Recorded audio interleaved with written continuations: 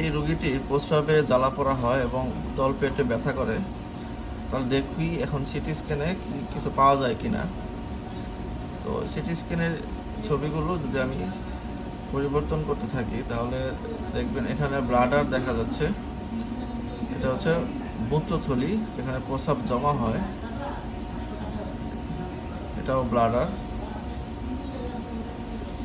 আমি একটু পিছন দিকে যাচ্ছি, পিছন দিকে যেতে যেতে দেখি এটা হচ্ছে, এখানে দেখা যাচ্ছে ডান কিডনি, এটা হচ্ছে বাম কিডনি।